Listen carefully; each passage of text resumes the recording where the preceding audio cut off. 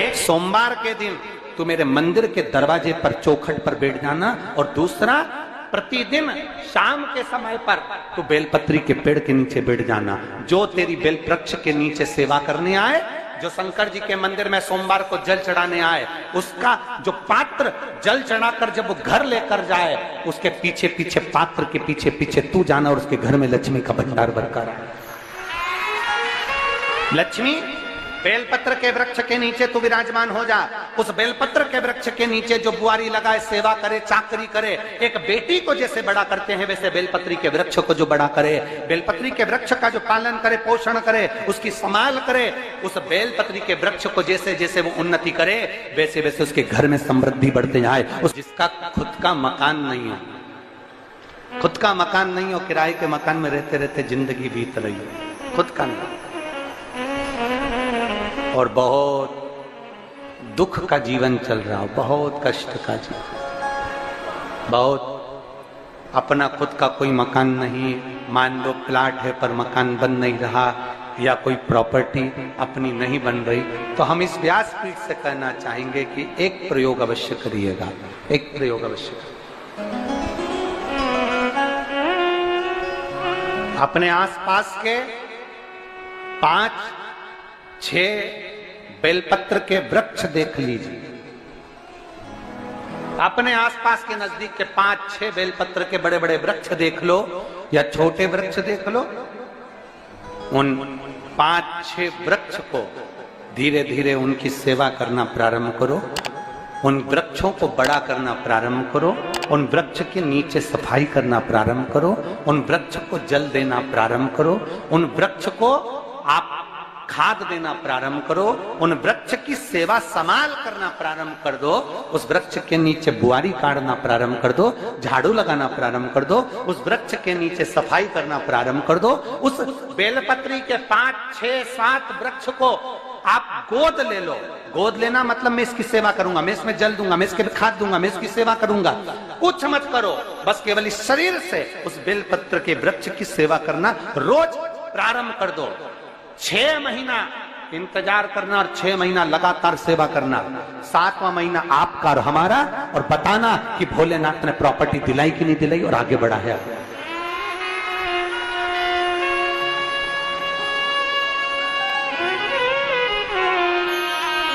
एक बेलपत्र का वृक्ष जिसके नीचे माता लक्ष्मी विराजमान होती है, एक बेलपत्र के वृक्ष के नीचे लक्ष्मी रहती है। दुनिया के लोग कहते हैं लक्ष्मी जी का दिन कौन सा है, बोलो जम के जल्दी से। शुक्रवार। दुनिया के लोग कहते हैं लक्ष्मी जी का दिन शुक्रवार है, पर माता लक्ष्मी से पूछा जाए कि तुम्हारी माता ख्याति देवी नारायण भगवान के साथ तुम्हारी शादी नहीं कर रही थी, शंकर को लक्ष्मी दे रही थी, तब तुमने भगवान शंकर से विनती करी, भोले बाबा मैं नारायण से प्रेम करती हूँ, भगवान नारायण से मेरा विवाह हो। तो माता ख्याति देवी से शंकर भगवान ने विनय कर कर कहा कि लक्ष्मी जी का विवाह नारायण के साथ कर दिया जाए। भगवान नारायण के साथ जब लक्ष्मी जी का विवाह हो गया, तब लक्ष्मी जी हाथ जोड़कर बोलती हैं, बाबा मेरा विवाह नारायण के साथ हो गया, पर मैं आपके चरणों की सेवा करना चाहती हूँ, बाबा आप कृपा करिए कि मैं क्या करूं आपके लिए। शंकर भगवान कहते हैं लक्ष्मी बस 2 चीजें कर दे, एक सोमवार के दिन तू मेरे मंदिर के दरवाजे पर चौखट पर बैठ जाना, और दूसरा प्रतिदिन शाम के समय पर तू बेलपत्री के पेड़ के नीचे बैठ जाना। जो तेरी बेल वृक्ष के नीचे सेवा करने आए, जो शंकर जी के मंदिर में सोमवार को जल चढ़ाने आए, उसका जो पात्र जल चढ़ाकर जब वो घर लेकर जाए, उसके पीछे पीछे पात्र के पीछे पीछे तू जाना और उसके घर में लक्ष्मी का भंडार भरकर आए।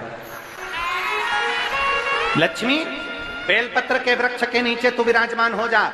उस बेलपत्र के वृक्ष के नीचे जो बुआरी लगाए, सेवा करे, चाकरी करे, एक बेटी को जैसे बड़ा करते हैं वैसे बेलपत्री के वृक्ष को जो बड़ा करे, बेलपत्री के वृक्ष का जो पालन करे, पोषण करे, उसकी संभाल करे, उस बेलपत्री के वृक्ष को जैसे जैसे वो उन्नति करे वैसे वैसे उसके घर में समृद्धि बढ़ते जाए, उसके घर में वैभव बढ़ते जाए। ये शंकर भगवान माता लक्ष्मी से करे, भगवान शिव माता लक्ष्मी से करे। तो भस्म, अगर शिव के मंदिर में भस्म मिल जाए, शंकर पर चढ़ी हुई भस्म अगर मिल जाए तो, और अगर भस्म ना मिले ना, तो शंकर के जो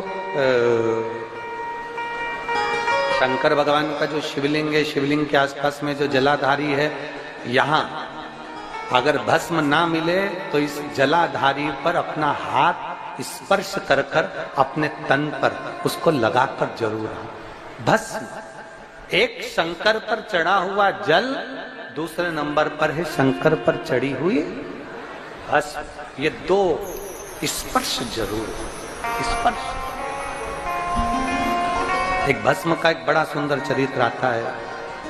दूसरा, जिस भूमि पर बैठकर कथा सुनो उसकी रज को अपने मस्तक पर थोड़ा सा लगाकर अवश्य जाओ, तो जीवन का एक आनंद है। और शंकर के मंदिर में जाओ तो दो चीजें अवश्य लेकर आओ। पहला, शंकर जी पे चढ़ा हुआ, जम के बोलो, जल अवश्य लेकर आओ। क्योंकि जब तुम जल लेकर आते हो, पात्र लेकर आते हो, तो मेरा महादेव लक्ष्मी जी को तुम्हारे पीछे पीछे तुम्हारे घर तक भेज देगा। चढ़ी हुई बेलपत्र मत खाओ, लोग कहेंगे शंकर पर चढ़ा हुआ ये मत खाओ। हम इस व्यासपीठ से निवेदन करना चाहेंगे कि आप अगर दिल रखकर अपने बाबा से कहोगे ना, तो बाबा पर चढ़ा हुआ जो जल है ना, वो जल साधारण नहीं रहता। मेरा भोलेनाथ जब दुनिया को अमृत देता है तो तुमको भी अमृत दे देता है। दो चीजें कभी मत छोड़ो। अगर मंदिर में गए हो तो दो चीजें कभी मत छोड़ो। कथा में गए हो तो दो चीजें कभी मत छोड़ो। एक, कथा श्रवण करना। दूसरा, जहां कथा बैठकर सुनते हैं वहां की रज को अपने मस्तक पर लगाना। कथा सुनने के बाद आप यहां से जाओ, भले दरी बिछी है, आसन बिछा है, कारपेट बिछा है, उस पर अपना हाथ फेर कर उस रज को अपने मस्तक पर जरूर लगाओ। क्योंकि शिव पुराण में, भागवत पुराण में, स्कंद पुराण में, कुर्म पुराण में, नर्मदा पुराण में, लिंग पुराण में, नारद पुराण में, ब्रह्म वैवर्त पुराण में, जितनी भी पुराणे हैं, सब पुराणों में लिखा है कि जिस स्थान पर बैठकर हम भगवान की कथा को सुनते हैं, उनको याद करते हैं, जितनी देर हम उनको याद करते हैं उतनी देर वो परमात्मा उस स्थान पर बैठा हुआ रहता है। हाथ रखकर बोलना, शंकर भगवान से तुम्हारा रिश्ता कौन सा? शिव जी से आपका कौन सा रिश्ता?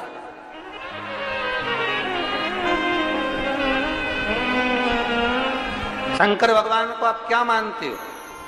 हमने आपको एक संबंध बताया था कि सीहोर कुबेरेश्वर धाम आपका मायका है, तो हम आपके भाई हैं, तो शंकर भगवान आपके पिता हैं, आपके बाप हैं, आपका बाबा है, आपका दादा है।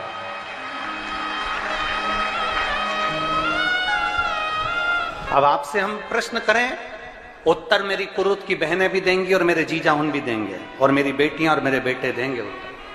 आपसे प्रश्न करें, अगर बेटी को दुख होगा तो क्या वो अपने बाप से नहीं कहेगी? बोलो तो जम के। बेटी को तकलीफ है वो अपने बाप से ना कहेगी। बेटे को तकलीफ है तो वो अपने पिता से, अपनी माँ से नहीं कहेगा, मम्मी मुझे ये तकलीफ है, पापा मुझे ये दुख है, माँ मुझे ये तकलीफ है, पिताजी मुझे ये कष्ट है। क्या वो अपने माँ बाप से नहीं कहेंगे? क्या वो अपने माँ बाप से विनय नहीं करेंगे? और माँ, पिता, फिर उसके करीब में, उसके नजदीक में जो भी होता है वो माँ बाप निकाल कर उसको दे देते हैं। माता पिता उसको दे देते हैं। माता लोग कहते हैं कि शंकर जी पे चढ़ा हुआ जल मत पियो, लोग कह देते हैं शंकर जी पे चढ़ी हुई बेलपत्र मत खाओ। कोई इस बहन से पूछे, सुनीता सोनी से, कि शंकर पर चढ़े हुए जल से उसकी गांठ जो डबल से उसके शरीर में आ गई थी वो समाप्त हो गई, तो जरा विश्वास करिएगा कि एक बेटी अपने माँ बाप से ही तो कहेगी, और बाप के पास में जो होगा वही तो अपनी बेटी को देगा दुख को मिटाने के लिए। तो मेरे शंकर भगवान के पास तो उसका चढ़ा हुआ जल है। दूसरा, जिस भूमि पर बैठकर कथा सुनो उसकी रज को अपने मस्तक पर थोड़ा सा लगाकर अवश्य जाओ, वो जीवन का एक आनंद है। और शंकर के मंदिर में जाओ तो दो चीजें अवश्य लेकर आओ। पहला, शंकर जी पे चढ़ा हुआ जम के बोलो, जल अवश्य लेकर आओ, क्योंकि जब तुम जल लेकर आते हो, पात्र लेकर आते हो, तो मेरा महादेव लक्ष्मी जी को तुम्हारे पीछे पीछे तुम्हारे घर तक भेज दे। दो चीजें लेकर अवश्य आओ, और शिव पुराण में जाओ तो दो चीजें लेकर अवश्य जाओ। पहले नंबर पर शंकर की कथा और अपने अंदर विश्वास कि मेरे महादेव की मैंने कथा सुनी है, अब मैं भटकूंगी नहीं। सारी दुनिया में मैंने ठोकर खा ली, अब कहीं ठोकर नहीं खाऊंगी, अब तो दरवाजे पर महादेव के जाऊंगी, बाकी किसका।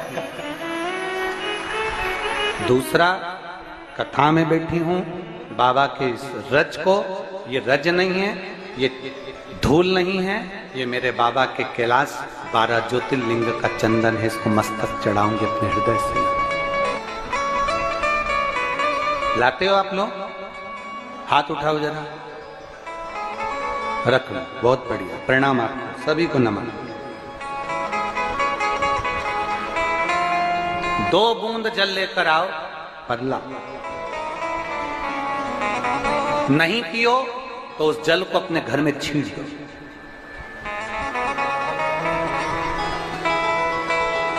नहीं पी सकते, उस जल को छींट दो। सारे घर के लोग नहीं पी रहे, उस जल को मटके में डाल दो, हंडे में डाल दो। 2 बूंद जल हंडे में डाला, सब पी गई। आपको अलग अलग किसी को देने की जरूरत नहीं पड़ेगी, किसी को नहीं।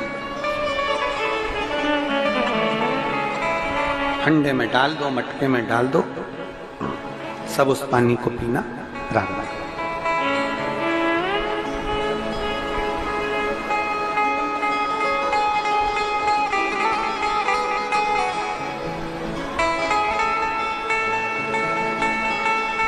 उस जल के महत्व को जो बच्चों का दर्द नहीं देख सकते, जब माता पिता अपने बच्चों का दर्द नहीं देख सकते तो देव अधिदेव महादेव तुम्हारा दर्द कैसे देखेंगे? वो भी तो काटेंगे तुमको, वो भी तो कष्ट मिटाएंगे। 2 चीजें कथा में जाकर ले। एक, जहां जगह मिल जाए वहां बैठकर कथा सुनो। धूप लगे, पंडालों की इतनी व्यवस्था नहीं हो पाती है, पंडाल लगाने वाले, टेंट लगाने वाले टेंट लगा लगा के थक जाते हैं, तो अपने साथ एक छाता लेकर चलो। 2 पानी की जम के बोलो जरा, बोतल, बिछाने की दरी अपने साथ लेकर चलो। लोगों ने उमा महेश की कथा अपने जीवन में धारण करी कि नहीं करी वो हमको नहीं स्मरण है, पर एक बात का स्मरण करिएगा, ये जो कथा चल रही है ये गौरी शंकर चल रही है। इसके बाद में जो अमलेश्वर में कथा है वो कौन सी है? समर्पण शिव महापुराण कथा। उस समर्पण शिव महापुराण की कथा जब 2 तारीख को विराम हो जाएगी, तब उसके बाद में जो कथा 6 जून को प्रारंभ होगी सोलापुर महाराष्ट्र में, उस कथा का नाम रहेगा उमा महेश शिव महापुराण की कथा। उसको जरूर सुनो। सोलापुर में जो 6 जून से कथा होगी उसका नाम उमा महेश शिव महापुराण, उसको सुनना, श्रवण करना, उसको धारण करना है। उसमें इतने प्रश्न माता उमा ने भगवान महेश से करे हैं, और महेश भगवान शंकर उसका हर प्रश्न का उत्तर दे रहा है। भगवान महेश भगवान शंकर हर प्रश्न का उत्तर। बाबा बोले माता उमा ने भगवान शिव जी से, महेश भगवान से, भगवान शंकर से करेंगे, बाबा भोलेनाथ जी बताओ, संसार में जन्म लेने वाले व्यक्ति के जीवन में उसके भाग्य में अगर सुख नहीं है, उसके भाग्य में खुशियां नहीं है, उसके भाग्य में कोई अच्छा है ही नहीं, तो वो जीव क्या करेगा? वो जीव क्या करेगा?